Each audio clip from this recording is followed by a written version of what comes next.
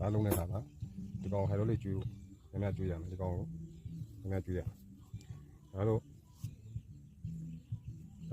ကို့အတွေ့အကြုံနဲ့ကိုလုံးနဲ့စနစ်ပေါ့စာထဲမှာညွှန်ထားတာတော့တမျိုးဒါပေမဲ့စာထဲမှာညွှန်ထားတာလေးက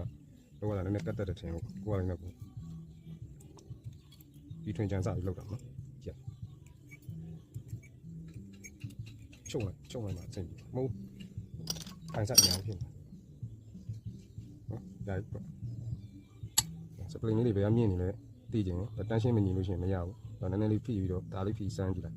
ဒါအကုန်လုံးရိုင်နေရမှာစပလင်9လုံးကလုံးလောက်ရဒါလိုလောက်တယ်အဲ့ဘက်လောက်တယ်ဒါတစ်လုံးမြင့်နေကျန်တဲ့လုံးကကြံနေကြမယ်ဒါတော့ရိုတိန်နာထိုင်ကိုစမ်းတက်နေနော်အကုန်လောက်တယ်ဟုတ်ပြီကြလိုက်စီထက်တာမနှမြောင်းနဲ့ဒါစီကမိမမမောင်းမဲနဲ့ကြားတဲ့ခါတို့ပါတော့ဒီတိုင်းအပြင်မှာပြစ်ထားတဲ့ခါတို့တန်ကြီးလိုက်တယ်အဲ့တော့ပန်လုံးတဲ့ခါမှာအဲ့တော့လည်းစီထက်တာမနှမြောင်းနဲ့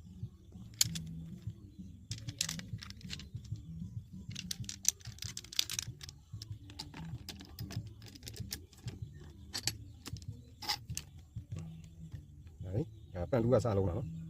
အဲ့လိုတေချာမှတ်တာပန်တူကစလုံးတာ